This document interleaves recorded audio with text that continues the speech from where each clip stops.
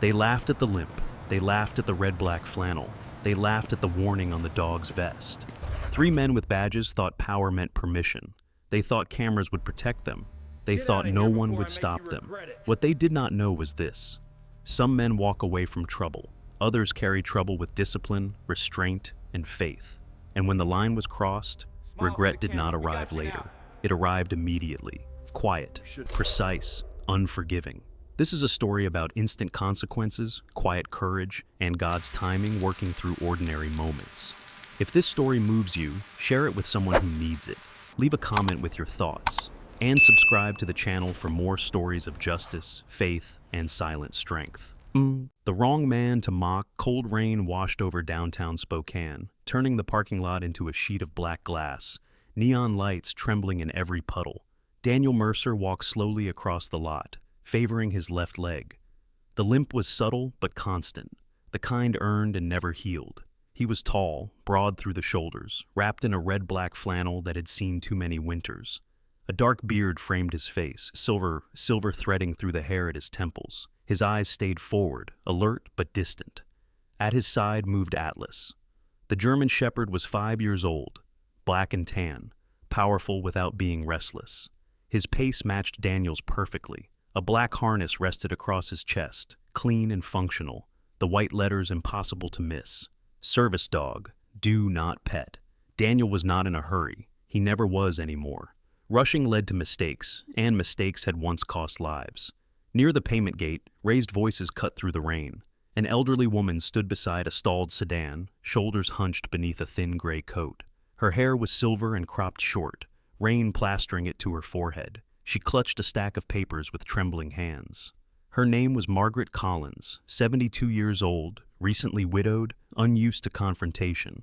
Fear showed plainly in her posture. 3 men in black security jackets surrounded her. The tallest was broad and thick through the chest, with a cropped haircut and a face set in permanent contempt. Kyle Benton, 29, carried himself like someone who enjoyed having authority more than earning it.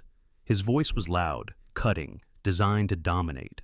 Next to him stood Mark Ellis, 32, lean and sharp-faced. His eyes darted constantly, always searching for angles. He held a phone loosely in one hand, already recording, already thinking about attention. The youngest, Trevor Hale, 26, hovered close to the woman's car. He wore the same uniform, but it didn't sit on him with confidence. His movements were quick, careless. He wanted to belong, to prove himself, and that made him dangerous. "You can't park here if the car doesn't run," Kyle said, jabbing a finger toward the gate. "Policy's policy." "I paid," Margaret said quietly, her voice nearly swallowed by the rain. "I just need a moment. It won't start." "That's not our problem," Kyle replied. "Tow truck's already on the way." Daniel stopped. Atlas stopped with him. Daniel's eyes took in the scene without haste.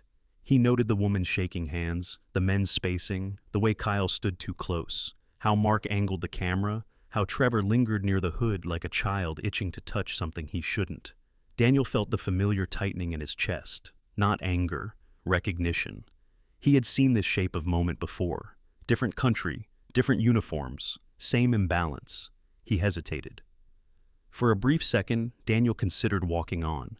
He had learned the cost of intervention, learned how quickly a situation could spiral. He had promised himself a quieter life. But Atlas shifted his weight slightly. A silent question.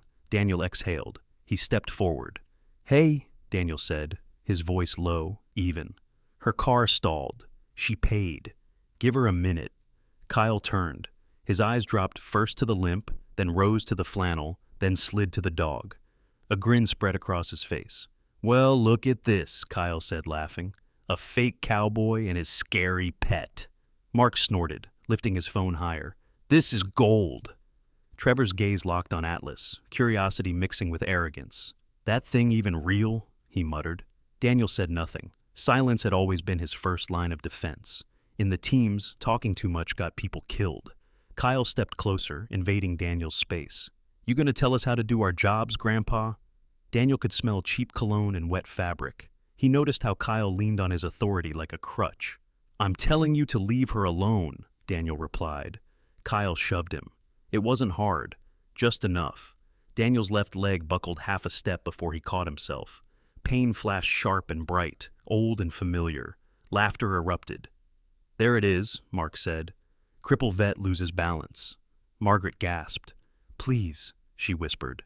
Daniel straightened slowly. He felt heat rise, but he kept it locked down, buried beneath discipline forged years ago.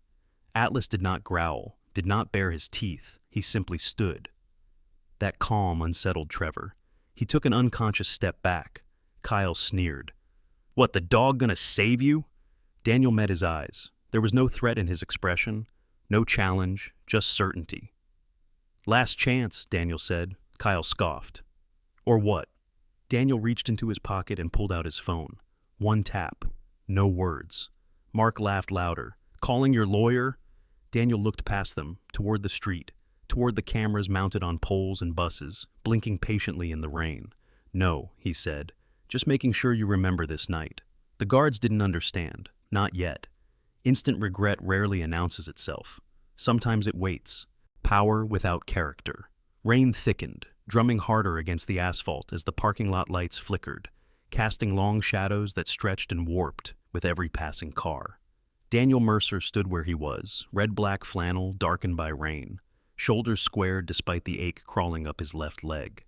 Atlas remained at his side, black and tan coat slick with water, harness steady, the words, "Service dog, do not pet," still clear under the lights. The dog's calm was deliberate, trained. It was not indifference. It was control. Kyle Benton enjoyed the moment. He fed on it. He rolled his shoulders, exaggerating his size, letting the badge on his jacket catch the light. Kyle had always believed power came from visibility, from being seen, from being loud enough that no one questioned him. Tonight, the limp in front of him made everything feel easy. "You hear that?" Kyle said, glancing at Mark. "He's threatening us with a phone." Mark Ellis grinned and zoomed in, rain streaking across his screen. He leaned back slightly, careful to keep distance. Mark liked chaos as long as it didn't touch him. He liked documenting more than acting. "This is great," Mark said. "Say it again, tough guy." Daniel felt the familiar pull in his chest, the old instinct to scan, assess, de-escalate. He had done this 1,000 times before, though never in a place like this. Not without a uniform, not without a team. He reminded himself he was not here to win, only to stop harm. Margaret Collins stood frozen beside her, eyes wide. She could feel the situation slipping beyond her control. Men arguing, raised voices.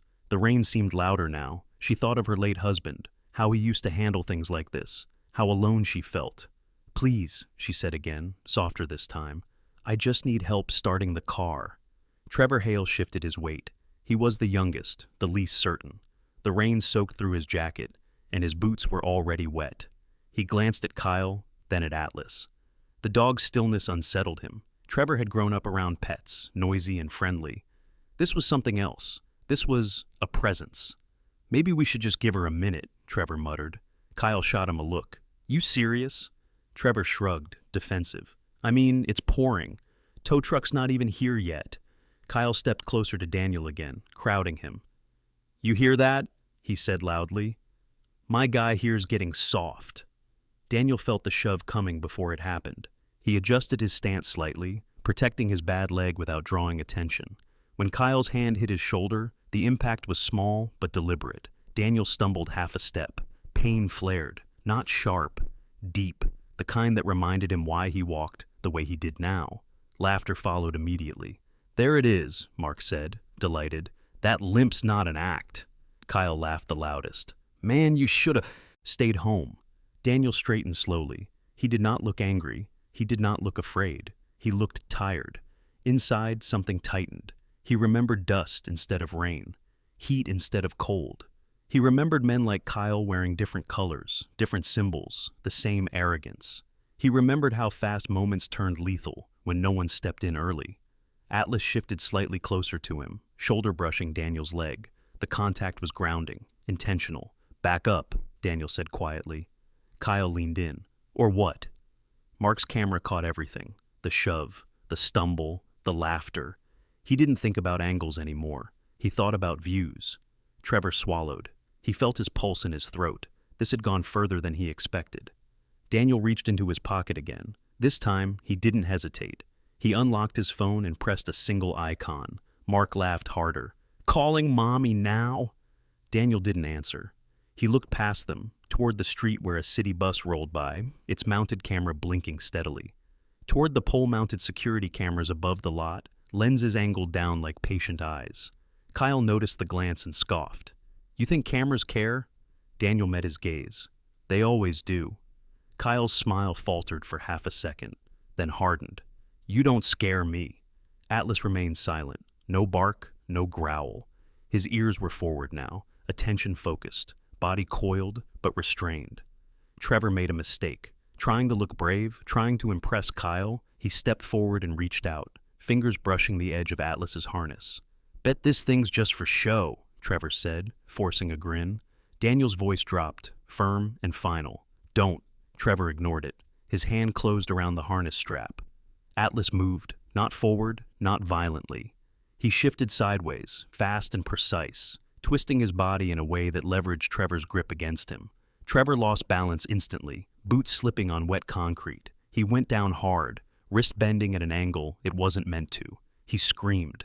The sound cut through the rain. Mark froze, phone still recording. Kyle stared, shock flashing across his face. Atlas was already back at Daniel's side, posture calm again, eyes alert. Daniel exhaled slowly. Sirens began to echo faintly in the distance. Not close yet, but coming. Instant regret had arrived, and this was only the beginning. Instant regret. The rain eased into a cold mist as sirens grew louder, red and blue reflections slicing across the wet pavement. Daniel Mercer stood still, red-black flannel clinging to his broad frame, rainwater tracing dark lines down his sleeves. His left leg throbbed, but he did not shift his weight. Atlas sat at his side, black and tan coat slick, harness straight, the words, "Service dog, do not pet Stark," beneath the parking lights. The dog's breathing was steady, controlled. Trevor Hale screamed again, clutching his wrist. Pain had wiped the bravado from his face, leaving a pale, frightened young man curled on the concrete. His earlier confidence evaporated as fast as the rainwater running into the drains. Kyle Benton snapped out of his shock first. "What the hell did you do?" he shouted, pointing at Daniel. "Your dog attacked my guy." Mark Ellis kept recording, but his hands shook now. He took a step back, eyes flicking between Trevor and Atlas. Chaos was fun until it stopped feeling safe. Daniel looked down at Trevor, then at Kyle. His voice was calm, almost distant. "He grabbed my service dog," Kyle scoffed. "That doesn't give you the right." "You were warned," Daniel said. Margaret Collins stood frozen near her car, both hands pressed to her mouth. She had never seen anything like this. The scream, the sudden stillness afterward. She looked at Daniel, then at Atlas, and felt fear shift into something else. Relief, maybe. Gratitude. Trevor's cries echoed as headlights flooded the lot. Two Spokane police cruisers rolled in fast, tires hissing on wet asphalt. Doors opened. Officers stepped out with practiced speed, hands near their belts, eyes scanning. Officer James Holloway led them. He was 45, broad through the chest, with a lined face that spoke of long nights and hard calls. His movements were measured, his gaze sharp. He noticed everything: the injured man on the ground, the service dog sitting calmly, the tall man in flannel standing between chaos and an elderly woman. "Everybody stay where you are," Holloway said firmly. Kyle immediately raised his hands, his tone shifting. "Officer, thank God you're here. This guy's dog attacked my employee." Mark nodded quickly. "It's all on video." Holloway glanced at Mark's phone, then at Atlas. The dog did not move, did not bare teeth, did not pull. Holloway had seen police dogs, military dogs. He recognized discipline when he saw it. "What happened?" Holloway asked, looking at Daniel. Daniel spoke without embellishment. He described the shove, the insults, the warning, the grab. His words were precise, economical. He left nothing out and added nothing extra. Atlas remained seated, eyes forward. Kyle interrupted. "He's lying. My guy barely touched the dog." Holloway raised a hand. "You'll get your turn." He turned to Margaret. "Ma'am?" Margaret nodded quickly. They were threatening. "Me," she said, voice trembling. "He tried to help. They pushed him." Holloway looked to the surrounding lot. "Anyone else?" Two bystanders stepped forward, phones already in hand. One was a middle-aged man in a rain jacket, calm but firm. The other was a younger woman, shaken, eyes wide. They told the same story. Holloway's jaw tightened slightly. "Paramedics are on the way," another officer said, kneeling beside Trevor. "Possible fracture." Trevor whimpered, avoiding Daniel's gaze now. The instant regret had settled deep. Holloway stepped closer to Daniel. His eyes dropped briefly to the limp, then to the harness. "You military?" he asked quietly. "Used to be," Daniel replied. Holloway nodded once, no further questions. Kyle's confidence cracked. "Officer, you can't seriously—" "Turn around," Holloway said. Kyle froze. "What?" "Turn around. Hands behind your back." Mark's phone dipped. "This is insane," Kyle protested. "He assaulted us." Holloway didn't raise his voice. He didn't need to. "Multiple witnesses, multiple cameras, and your employee put hands on a service animal." Kyle's face flushed. "You're making a mistake." Holloway cuffed him smoothly. Mark took a step back. "Hey, I was just filming." Holloway looked at him. "You were participating." Mark's shoulders slumped as cuffs closed around his wrists. Trevor was lifted onto a stretcher, his eyes fixed on the ground. He did not speak again. The rain stopped entirely. Margaret let out a shaky breath she hadn't realized she was holding. She approached Daniel slowly. "Thank you," she said, tears in her eyes. "I didn't know what to do." Daniel nodded. "You're okay now." Atlas stood when Daniel moved, staying close. As the guards were led away, their earlier laughter echoed faintly in Daniel's mind, hollow and distant. Instant regret did not shout. It arrived quietly, in metal cuffs and lowered eyes. Holloway paused before leaving. "You did the right thing," he said. Daniel watched the cruisers pull away, lights fading into the night. He didn't feel victory. He felt release. Consequences don't argue. The rain had stopped completely, leaving the air cold and still. The parking lot washed clean under the hum of fluorescent lights. Daniel Mercer remained where he was, red-black flannel damp but settling against his broad frame. His left leg ached more now that the adrenaline had faded, a deep reminder he accepted without complaint. Atlas stood close, black and tan coat drying slowly, harness centered on his chest. Service dog, do not pet, was still plainly visible, a quiet line no one dared cross anymore. The scene felt emptied. Noise had drained out with the sirens. Margaret Collins sat in the driver's seat of her car, wrapped in a blanket one of the officers had brought her. Her hands still shook, but the fear was gone.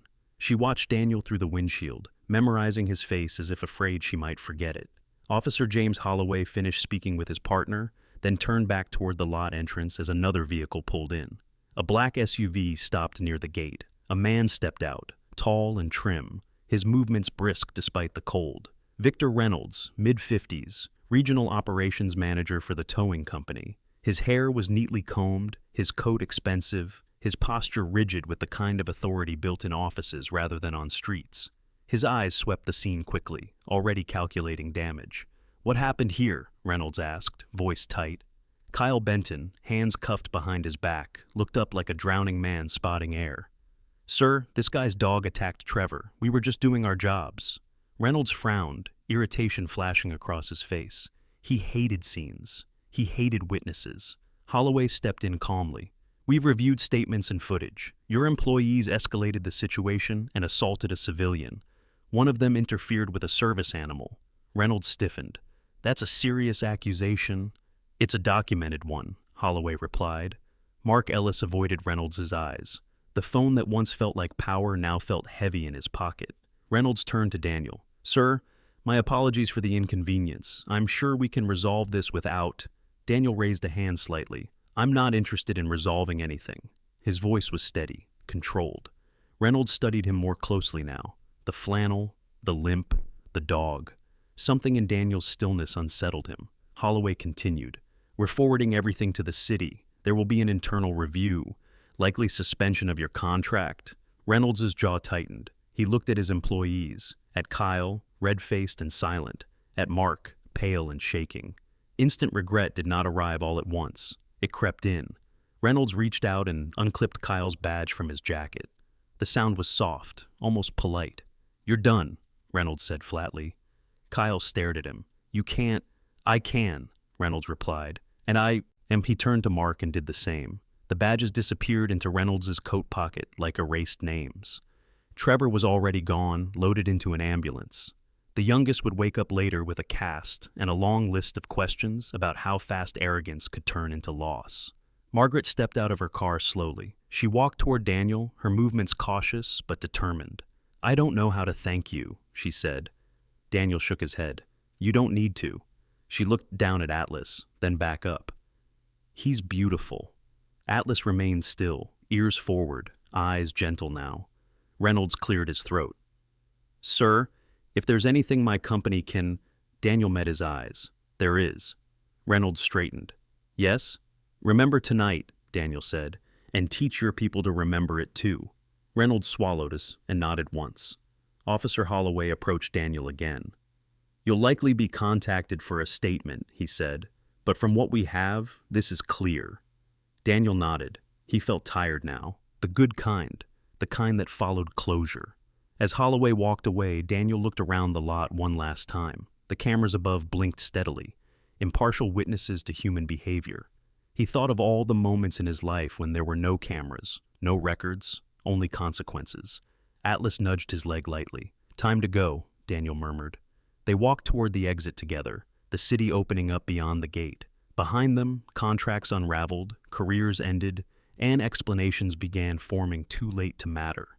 Instant regret rarely screamed. Sometimes it whispered.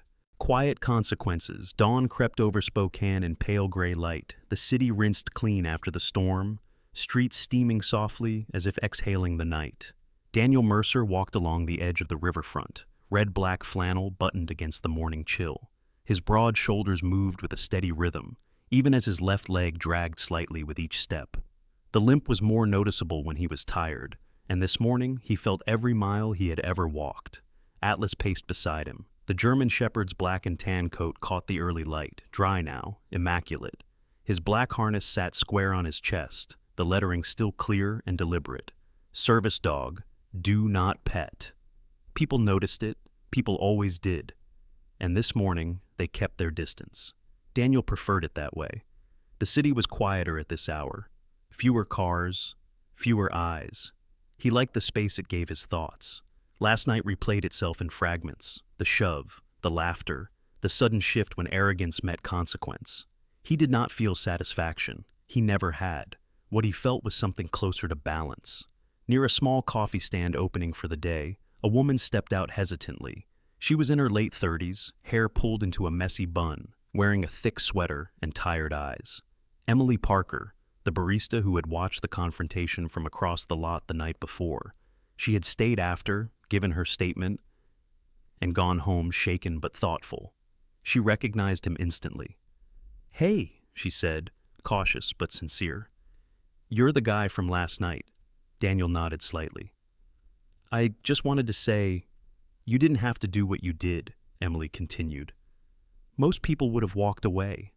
Daniel shifted his weight, the familiar ache flaring. "Someone once didn't walk away from me." Emily studied him, then glanced at Atlas.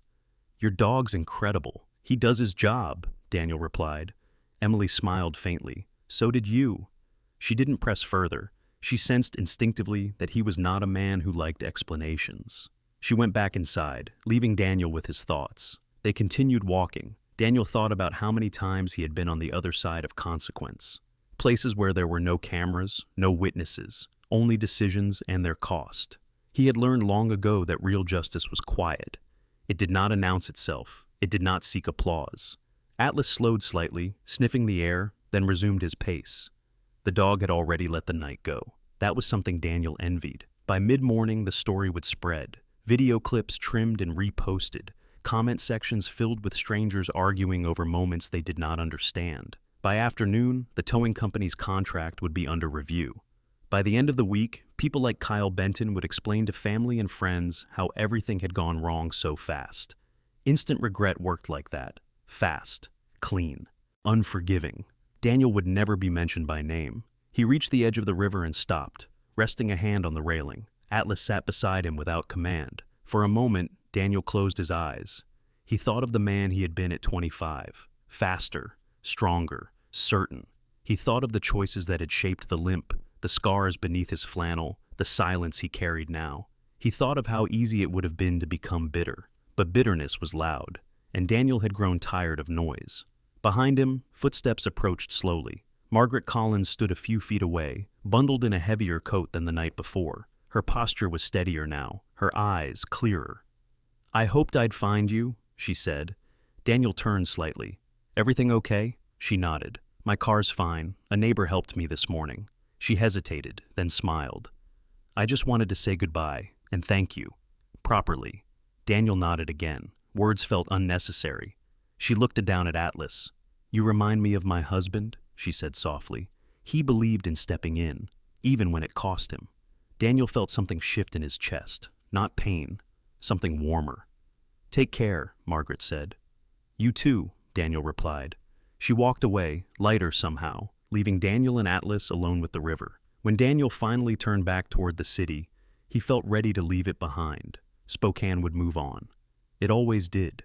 Systems would adjust, names would fade, lessons would be learned by some and ignored by others. That was not his concern. He adjusted the strap on Atlas's harness and started walking. Behind him, consequences settled quietly into place. Ahead of him, there was nothing dramatic waiting, no confrontation, no justice to deliver, just another road. And for Daniel Mercer, that was enough. Sometimes, what we call justice is not loud or dramatic. Sometimes it is simply God stepping in at the exact moment when someone weaker needs protection. Miracles do not always look like fire from the sky. Sometimes they look like a stranger who chooses not to walk away. Sometimes they look like restraint instead of violence. Sometimes they look like consequences arriving right on time. In everyday life, we are given small chances to do what is right, to speak when silence is easier, to protect instead of ignore, to trust that even when no one is watching, God still is. If this story reminded you that faith is meant to be lived, not just believed, please share it with someone who needs encouragement today. Leave a comment with your thoughts or your own experience. Subscribe for more stories about justice, faith, and quiet courage. May God bless you and your family, guide your steps, and protect you wherever you walk.